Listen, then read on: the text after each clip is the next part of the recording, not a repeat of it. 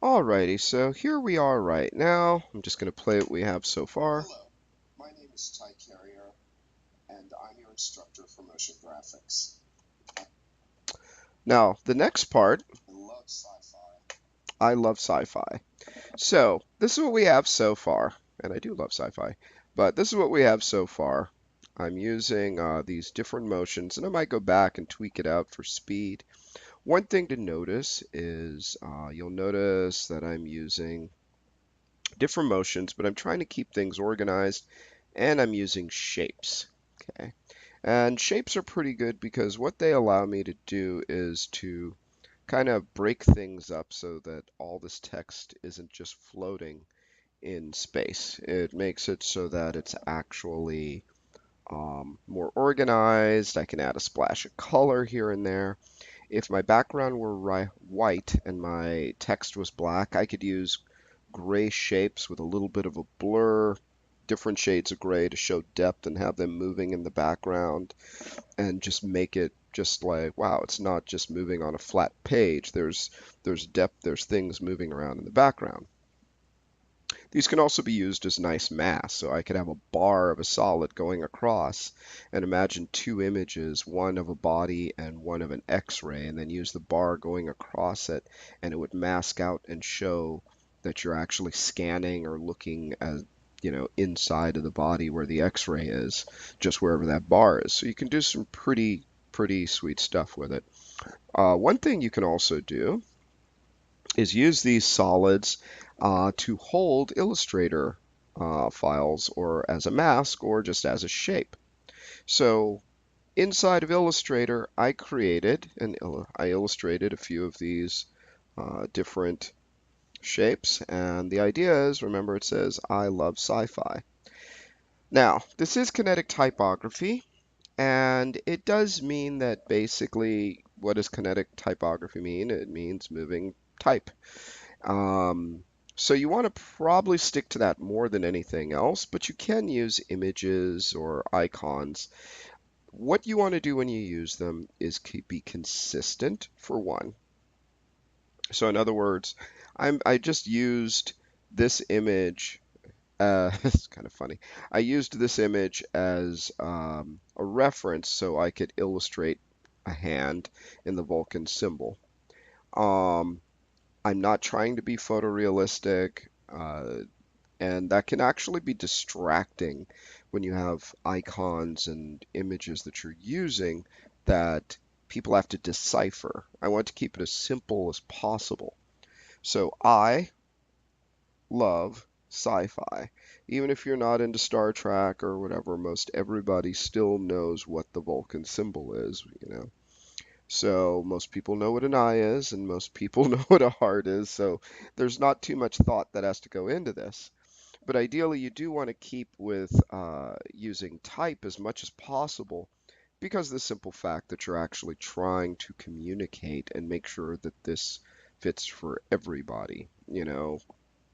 Um, you want it to be that they aren't wasting their time trying to figure out what a shape or a person or an icon is, and already five more icons or text have gone by, and now they've lost what's being spoken with the actual typography that's moving around. So, but having said that, these are made a complete closed shape. This is a complete silhouette and then just a few shapes that I created for the shadows on top to give it some depth and detail. So because without that, once again, we start to lose what this actually is. And I spent a little more time on this using paths, a few closed shapes, and even a brush stroke. You just don't want to go too nuts because something like this is going to be expensive because of the amount of detail that it has to bring over with it. But once I've created that, I select the whole thing and I group it. And that basically, you can see group Control G. And that brings it so I don't have to keep on grabbing the whole thing. Plus, this will make it a lot more stable when you actually bring it into After Effects. So I'm just going to grab or just select it and hit Control C to copy it. I'm going to go to right about here.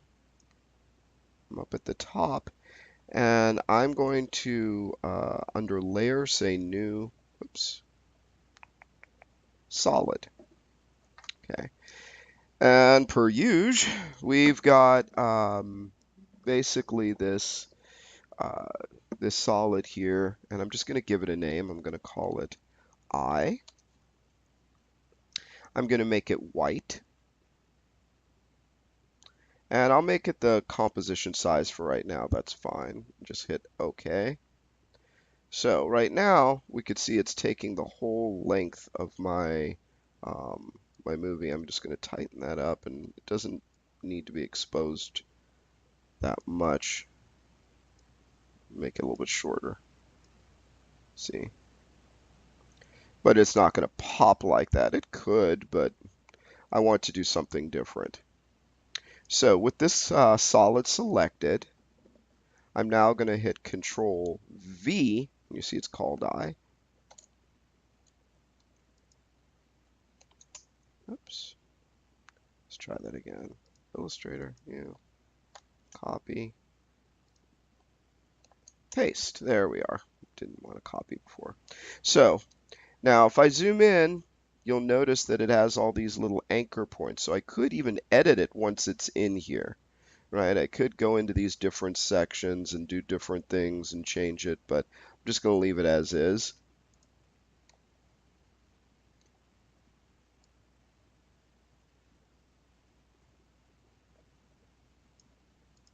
There it is there. Okay. Now my transition, the P expands, and I want this to actually come through the P and pop in. And maybe make it just a wee bit smaller. So select you, grab a corner, shift to constrain it so it's not elongated. Make it a little bit smaller like that. And I want to key the scale and the position of this icon. So with this layer, this solid layer selected, I'm going to hit P for position, which see exposes the position, and I'm going to hit Shift S to expose the scale. P for position, S for scale, Shift to add. So I don't have all the other attributes. I'm only worried about the position and the scale for this. So I'm going to key both of them, but not where it first comes in, where it's going to land. So I'm going to key position, key the scale, and then I'm going to back up. And now I'm going to scale way out, and I'm going to expand, hold down Shift, and blow that puppy up. Oh, jinkies. There we go. And move it so that you can't see any of those elements. Let's make it a little bit bigger. It's going to be ginormous. That's okay. That's all right. There we are. There we are. So it goes back, that goes out, that goes in. And I can now move these to get them to transition a little bit better. So maybe I'll just grab my keyframes, move them over just a little bit. Oh, that's nice. Just transitions just like that. So let's see what that looks like. Back it up, zoom in a touch. And I'm your instructor for motion graphics. I love sci-fi. Yeah, that'll work. So the eye pops right in. I'm going to turn on a little bit of a motion blur on that with this icon here in my modes. And make sure, if I right click, if you don't see these guys, right click in here, somewhere in here, go to columns and make sure modes is turned on. Okay,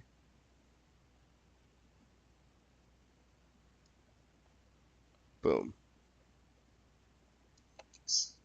I love sci-fi. So now we have to do one for love. You're here. And so I'm going to go in, create another layer, new, solid, make this one like a burgundy red,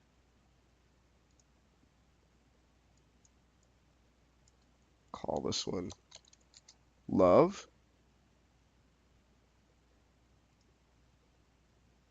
go to my Illustrator, grab the heart, it always does that, copy, paste, there we are. Okay, yay, so we got that in, and the same thing. Now this little guy, I want him to respond differently, so we've got this, bam, eye, and I want love to come in and knock the eye over to the side. I want it to slide in here, bam, hit that eye, and it goes like this. You have to do those sound effects too, at least while you're making it. So here's where I want it to end up. Let's move you over a little bit. All this stuff can be edited afterwards, so I'm just kind of positioning them. I love. That's where he's going to wind up. Actually, so I will back that up a little bit.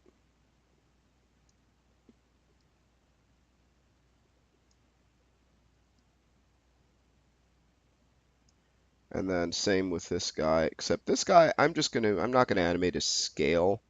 I could if I wanted to do a little squash and stretch, like when he hits the eye, that it's, squashes left to right, or right to left, I guess, and then, stretches up and down, and then bounces back.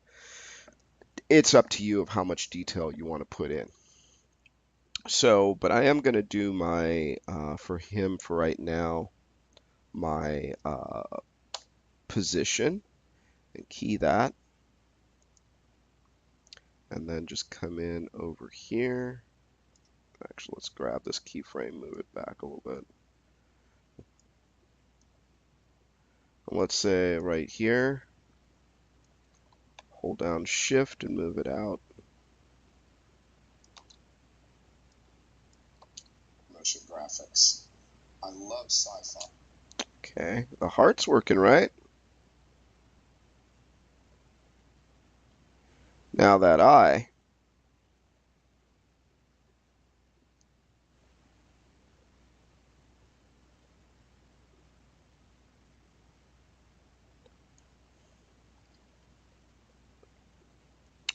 So now I can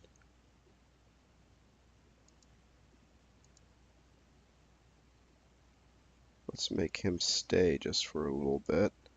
So I'm going to key the position on that scale. Oh, Chinky said I won't do that. Key it over here.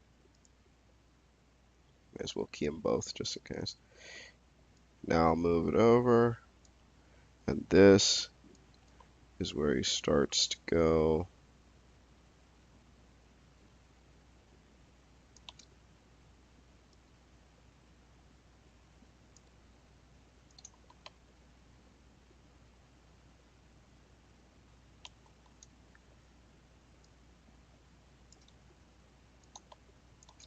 Okay, let's see what that looks like. And I'm your instructor for motion graphics. I love sci-fi. Not bad.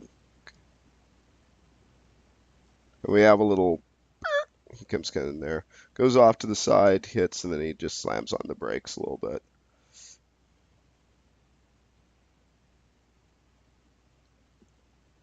If I did want to do that little squash and stretchy thing I told you about, I would go to that heart, Shift S to show scale.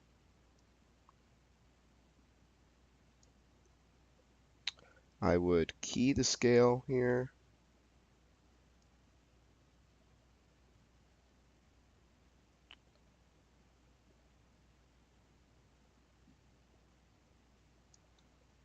say I'd key the scale there, and then right in between, and I might zoom in just a little bit. It's happening really fast, so you just have to.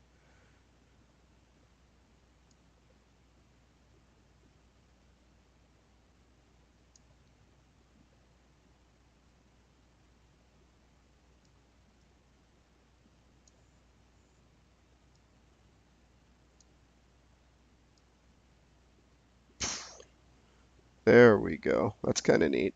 Comes in, blammo, and he hits him like that. Poor little heart.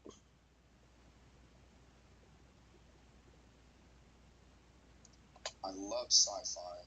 I'm a geek. That's working. And this is just adding just those little bitty details.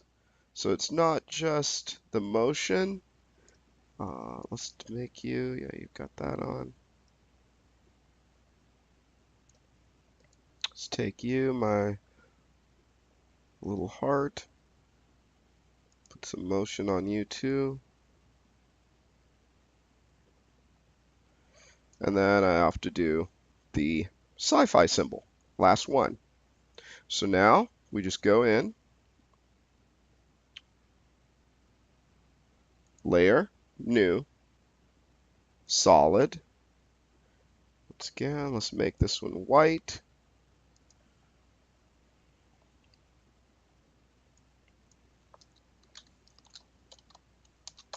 Call it sci-fi. Bada boosh. Same thing, we tighten that up in the layer of when it's visible and when it isn't. Just for now, we'll fix the ending. Go back to Illustrator. Grab Spock's hand. Paste it in there.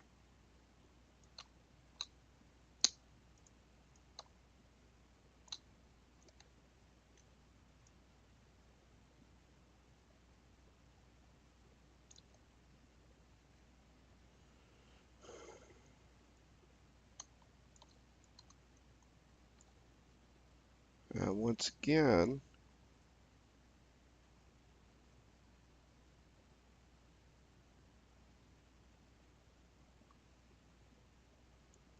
we key it first. P for position. Key it. Then back it up.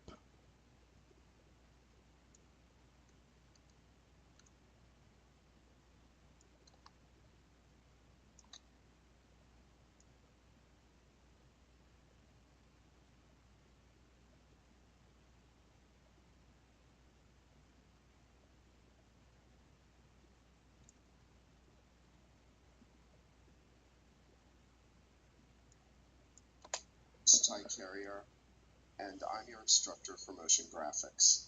I love sci-fi. I'm a geek. And that's working out pretty well. But that's how we can use solids with Illustrator.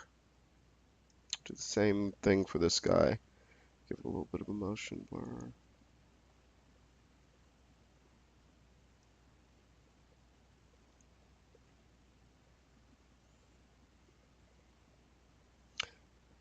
Alrighty. If I really want to be fancy, I could even animate these guys with a warp tool and just kind of have the fingers part or animate, or make the fingers separate pieces and then just rotate them at the base to kind of pop out and give the symbol. But really, it just depends on what that look is you're going for. I'm just going to now do a save as, call this one number, type number 6. And you always, oops, you know what? Looks like I've already been doing that. So let's just say 6B.